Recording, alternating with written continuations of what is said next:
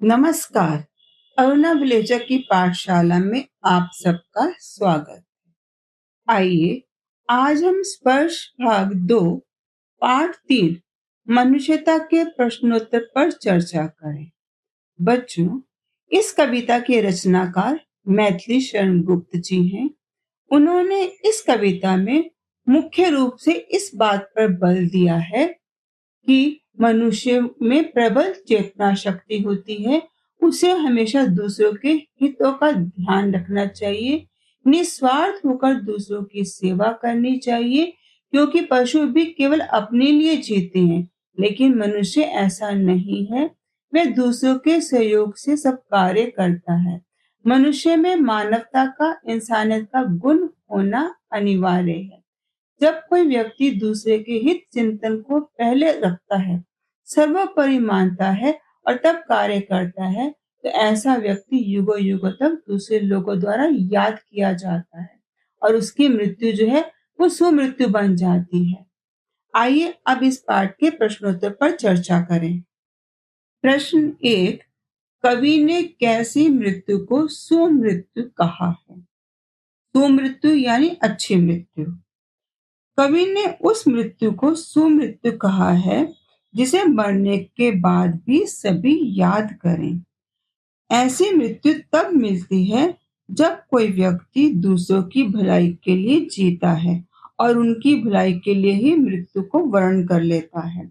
ऐसे परोपकारी व्यक्ति की मृत्यु सुमृत्यु होती है, अर्थात वो व्यक्ति जिसने अपना सारा जीवन दूसरों के परोपकार में लगा दिया, दूसरों की भलाई में लगा दिया, मरने के बाद भी लोग उसे याद करते हैं। इसलिए ऐसे व्यक्ति की मृत्यु को सुमृत्यु कहा गया है।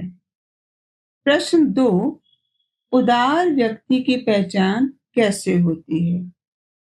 उदार व्यक्ति की पहचान इस प्रकार की जा सकती है कि वह सारे संसार को अखंड मानता है, यानी वो किसी तरह का कोई भेदभाव नहीं मानता है। वह यह स्वीकार करता है कि सारा संसार एक है। वह जाति, धर्म, देश, रंग, रूप आदि के आधार पर कोई भेदभाव नहीं करता। बिना किसी भेदभाव के वह सभी को अपना मानता है।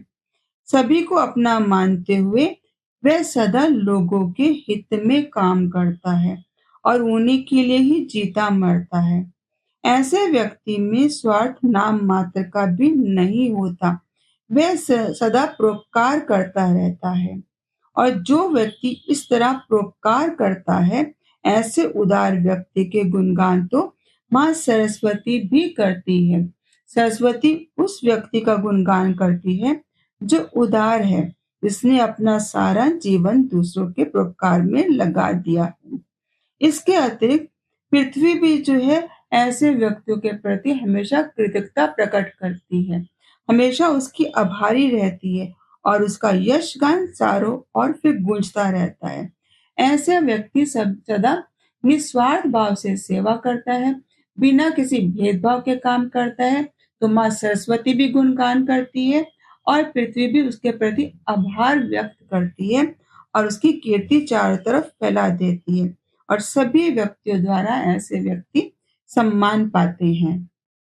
प्रश्न 3, कवि ने दधीची, कर्ण आदि महान व्यक्तियों का उदाहरण देकर मनुष्यता के लिए क्या संदेश दिया है? कवि मैथिली शरण गुप्त जी ने अपनी कविता मनुष्यता में महान व्यक्तियों के उदाहरण दिए हैं, जिसमें दधीची, कर्ण, रंतिदेव और शिवी आदि हैं।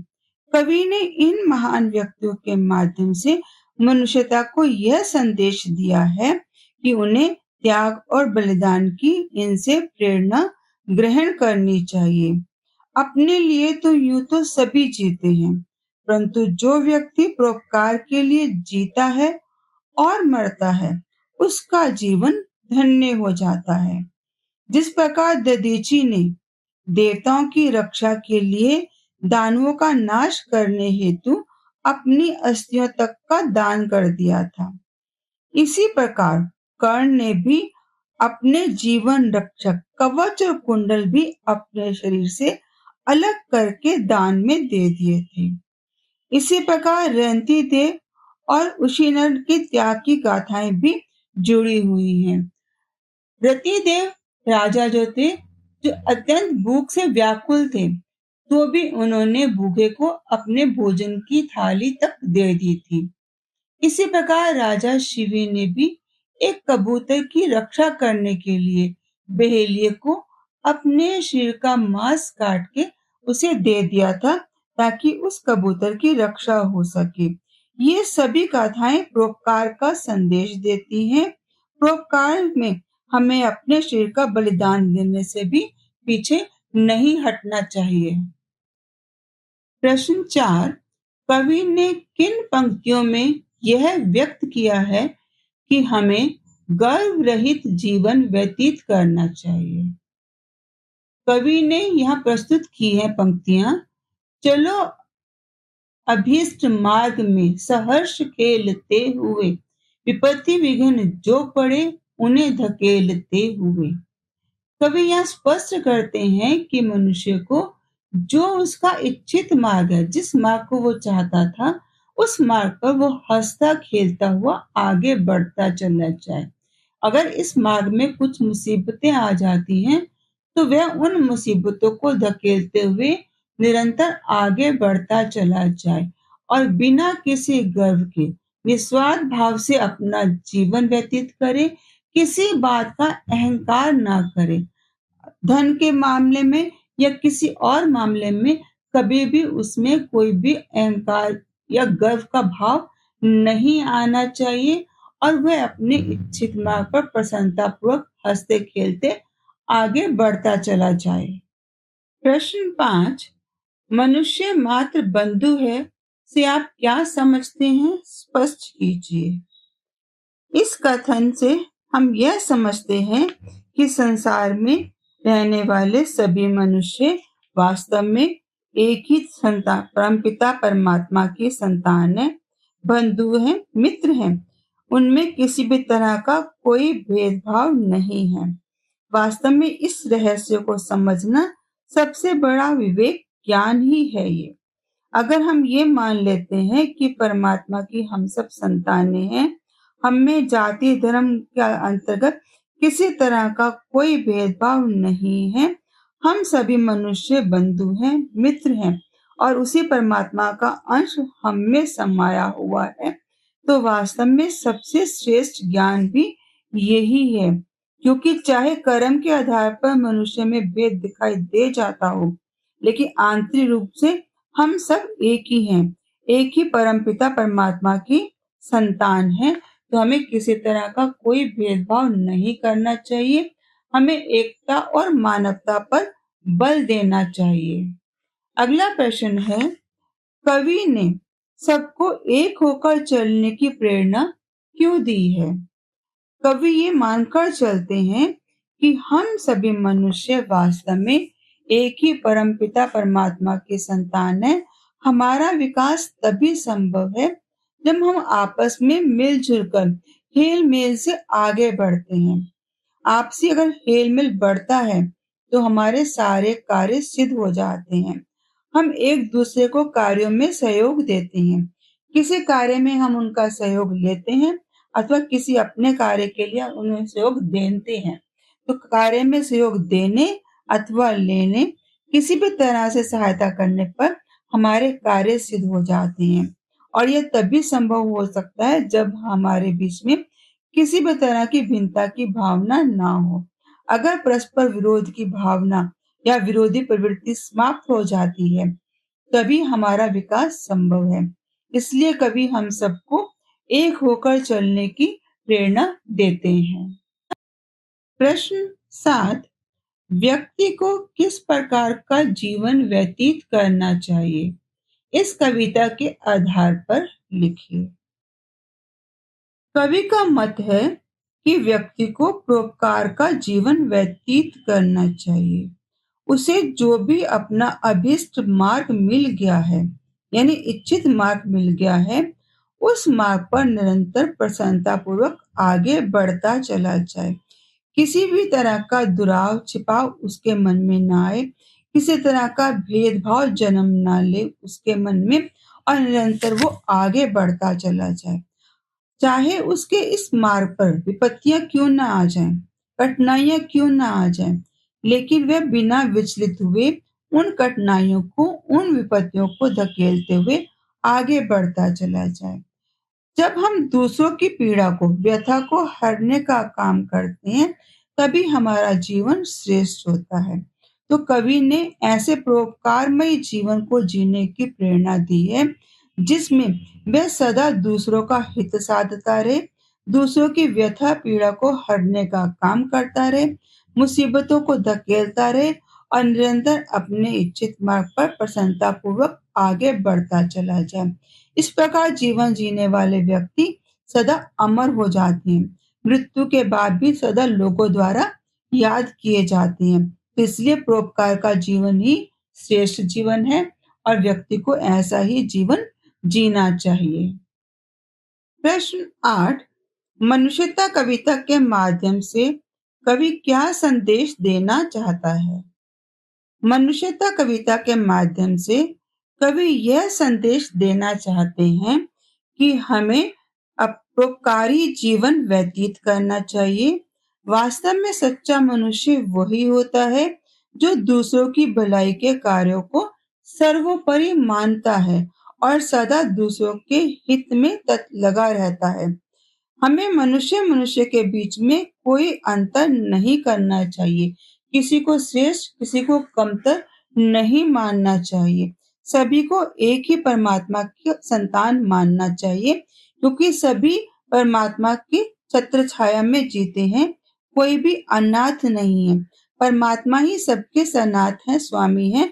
हमें स्वयं को किसी का स्वामी नहीं मानना चाहिए, उदार हृदय वाला बनना चाहिए और कभी भी धन के मन में अंधा नहीं बनना चाहिए।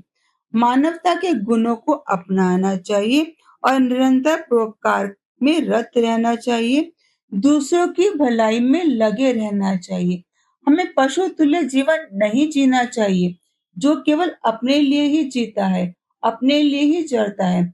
हमें हमेशा दूसरों का हित चिंतन करना चाहिए, दूसरों का भला करना चाहिए, हमेशा उनके जीवन के विकास में किसी ना किसी तरीके से योगदान देना चाहिए।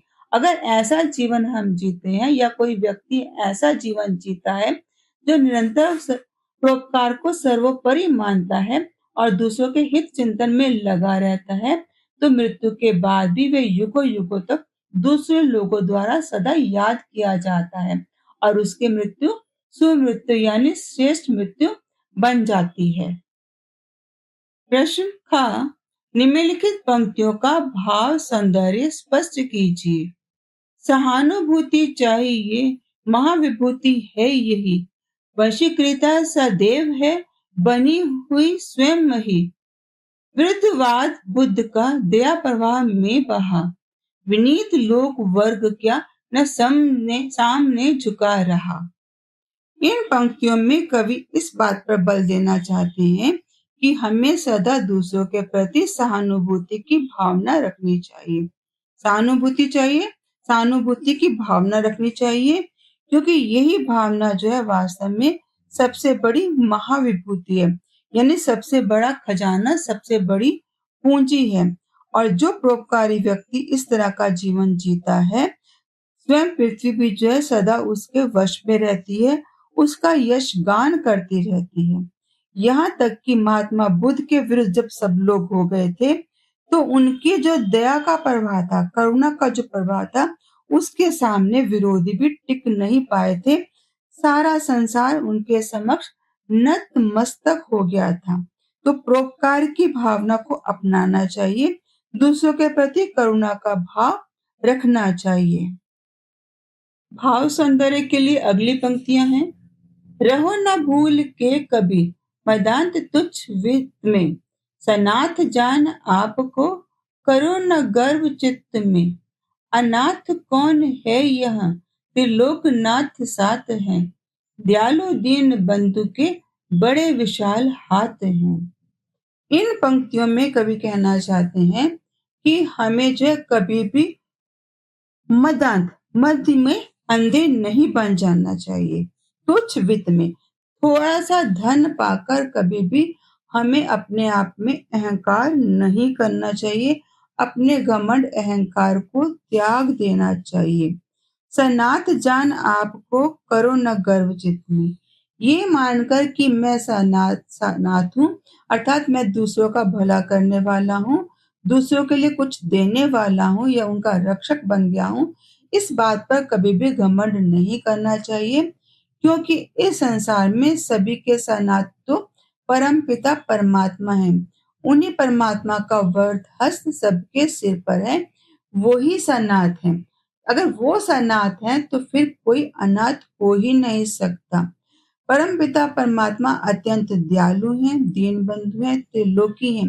उनके बड़े विशाल हाथ हैं, अर्थात वो सदा दूसरों की सहायता के लिए तत्पर रहते, कृपा करने वाले हैं। जब वो कृपा करने वाले हैं तो हमारी हस्ती क्या, फिर हम कौन होते हैं। अतः हमें कभी भी घमंड नहीं करना चाहिए। जो कुछ भी हमारे पास है वो उस परमात्मा का दिया हुआ अंश ही है, तो हमें घमंड नहीं करना चाहिए। हमेशा परमात्मा का आभारी रहकर परोपकार के रास्ते पर चलना चाहिए। भाव सौंदर्य के लिए तीसरी पंक्तियां हैं। चलो अभीष्ट मार्ग में सहर्ष खेलते हुए, विपत्ति विघ्न जो पड़े उन्हें धकेलते हुए। घटे न हेल मेल हाँ, बढ़े न भिन्नता कभी, अतर्क एक पंथ के तर्क पंथ हो सभी। कवि कहते हैं कि अपने जो अभीष्ट मार्ग चुन लिया है, जो इच्छित मार्ग चुन लिया है, उस पर हमें सहर्ष यानी प्रसन्नता पूर्वक खुशी खुशी उस पथ पर आगे बढ़ते जाना चाहिए। इस मार्ग पर बढ़ते हुए चाहे कितनी ही विपत्तियां मुसीबतें क्यों ना आ जाए, विचलित नहीं होना चाहिए। उन मुसीबतों का डटकर मुकाबला करते हुए, उन्हें धकेलते हुए आगे बढ़ते रहना चाहिए। जीवन के विकास पथ पर आगे बढ़ते समय हमें इस बात का भी ध्यान रखना चाहिए कि हमारा हेल मेल कम ना हो, यानी लोगों के साथ जो हमारे आपसी संबंध हैं, मेल जोल जो है, उसमें किसी तरह की कोई बाधा ना आ जाए, कोई भेदभाव हम में पनपने ना लगे। बढ़े ना भिन्नता कभी, कभी भी हमारे मध्य में कोई भी भिन्नता का भाव पनपने ना पाए। कोई भी अतर्क एक पंथ के तर्क पंथ हो सभी, तो कोई भी ऐसा तर्क ना दें कि जिससे हमारा पथ जो है विचलित हो जाए। हम किसी तरह के अतर्कों में, भेदभावों में ना पड़े। एक ही पंथी के हम सारे मुसाफिर हैं। उस पथ पर हम सावधानी पूर्वक पढ़ते चले जाएं। उस परमात्मा का जो दिखाया हुआ मार्ग है, उस मार्ग पर बिना किसी तर्क के सावधानी से हम निरंतर बढ़ते रहें, अपना विकास करते जाएं और अपने साथ जुड़ने वाले बाकी लोग हैं, उनका भी विकास करते जाएं। चाहे मुसीबतें किसी भी के मार्ग में भी क्यों ना आए, उन मुसीबतों को हम दूर करते जाएं और प्रसन्नता पूर्वक इस मार्ग पर आगे बढ़ते चले जाएं। यदि आपको यह वीडियो उपयोगी लगी हो तो कमेंट में अपनी राय जरूर साझा करें। आपके सुझाव मेरे लिए अमूल्य हैं। ऐसे ही ज्ञानवर्धक कंटेंट के लिए मेरे चैनल को सब्सक्राइब करें।